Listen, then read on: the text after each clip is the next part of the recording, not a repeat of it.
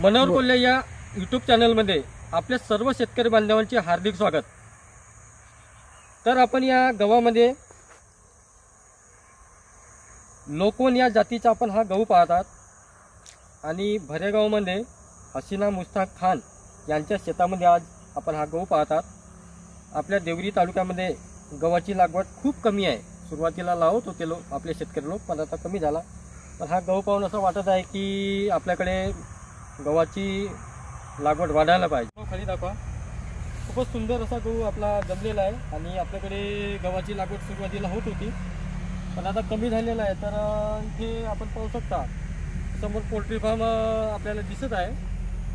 इथल्या खतामुळे याचं सचिन इकडे दाखवा, याची जी वाढ आहे आणि याची कांडी आहे तर आपण पाहू शकता खूपच सुंदर असा जमलेला आहे। तर गव्हाची लावणीची तारीख केव्हा असते, त्याला जमीन कशी असते, हवामान कशी लागते, याच्यासाठी पूर्व मशागत कशी करायची असते, पेरणीची वेळ, बियाणे किती लागतात, बियाणीची जात कोणती लावावी लागते, याच्यामध्ये आपल्याकडे प्रचलित वाण हे कोणते कोणते आहेत, आणि पाणी व्यवस्थापन, आंतर मशागत आणि याच्यामध्ये कीड व रोग कशा प्रकारे येत असतात। तर मी थोडक्यात आणि फास्टमध्ये आपल्याला सांगण्याचा प्रयत्न करत आहे। इतका सुंदर गहू जमलेला आहे हा, आणि अगदी कोंबडी खत याला भरपूर प्रमाणात, म्हणजे ही जागा चांगल्या पद्धतीने असल्यामुळे आपण पाहत असल्यामुळे आता ही चांगल्या स्टेजमध्ये 2.5 महिन्याचा झालेला आहे हा। तर गव्हाला मध्यम जमीन आपली लागते। नोव्हेंबरच्या पूर्वी आपली झाली असली पाहिजे, म्हणजे आपल्याला थंडीचा चांगल्या प्रकारे आपला गहू हा थंडीमध्ये चांगला येत असल्यामुळे आपली 15 नोव्हेंबरच्या पूर्वी गहू लागवड व्हायला पाहिजे। आता पूर्व मशागती करायची मित्रांनो, तर आपण 60 ते 80 सेंटीमीटर खोलीपर्यंत चांगली आपली नांगरट करून टाकायची असते। त्याप्रमाणे 15 ते 20 सेंटीमीटर खोलीवर नांगरट केल्याच्या बादमध्ये चांगली माती भुसभुशीत केल्यानंतर चांगला कुजलेला शेणखत, आता इथे कुजलेला शेणखत टाकलेलं नाही आहे, पण इथे आपला पोल्ट्री फार्ममधील मटेरियल इथे टाकलेलं आहे, याच्यामुळे इतका सुंदर गहू इथे जमलेला आहे। तर आपण पाहू शकता, आपण लागवडीची वेळ तर सांगितली, आणि याच्यामध्ये आपल्याला बीज प्रक्रिया तसंच बियाणे आपण आपल्याकडे कोणते अवेलेबल आहे हे आपण निवडावे।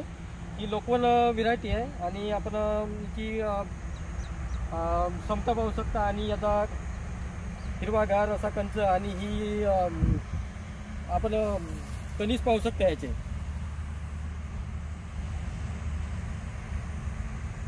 तर पेरणीसाठी आपण बीज पेक्यासाठी कॅप्टन किंवा थायरम 3 ग्राम यासाठी आपण वापरू शकतो, आणि जैविक जर वापरायचे असेल तर याझोडोबॅक्टर याही आपल्या बुरशीनाशकाची आपण बीज पेक्या करावी। पेरणी 20 सेंटीमीटर याच्या आतमध्ये करायची असते। आता प्रचलित वाणपैकी आपल्याला माहिती असते पंचवटी आहे, नेत्रावटी आहे, त्र्यंबक आहे, तपोवन आहे, गोदावरी आहे, फुले समाधान आहे, पुष्कळशी आहेत, आणि ही आहे लोकवन व्हरायटी। आता याच्यामध्ये आपल्याला रासायनिक खताची मात्रा 120, 60, 40 ही प्रति हेक्टरी या गव्हासाठी आपल्याला द्यायला लागते। तर याप्रमाणे आपण अर्धा नत्र, संपूर्ण स्फुरद व पालास जेव्हा आपण पेरणी करतो त्यावेळी द्यायचं, आणि बाकीचा नत्र असलेला नत्र हा नंतर आपण मुकुटमुळ्या फुटण्याची वेळ, त्यावेळेस कांडी धरण्याची अवस्था 40 ते 42 दिवसांनी, आणि फुलोरा किंवा चीक यामध्ये धरत असते त्यामध्ये 65 ते 70 दिवसात, आणि नंतर दाणे भरण्याची अवस्था म्हणजे 80 ते 90 दिवसामध्ये आपण या परिस्थितीमध्ये आपण पाण्याची व्यवस्थापन करू शकतो।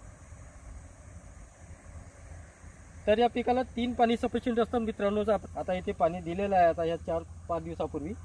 तर आपण या गव्हाची क्वालिटी पाहू शकता।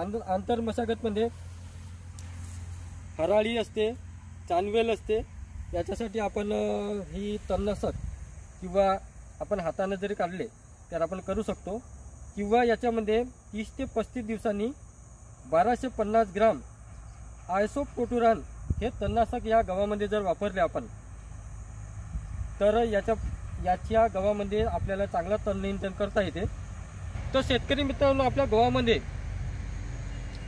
रोग कीड कोणत्या लागतात तर यामध्ये आपण पाहू शकतो गव्हावर फक्त तांबेरा येत असते आणि करपा रोग येत असते। तर आजच्या या कंडिशनमध्ये आपलं पीक अत्यंत चांगलं आहे आणि निरोगी, याच्यामध्ये कोणताही रोग आणि कीड आहे नाही याच्यामध्ये।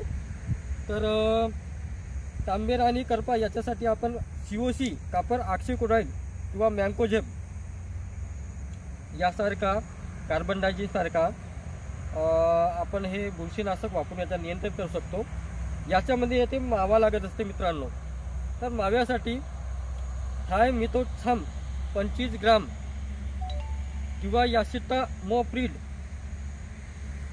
20 SP 5 ग्राम 10 लिटर पाण्यामध्ये आपण फवारणी करू शकता।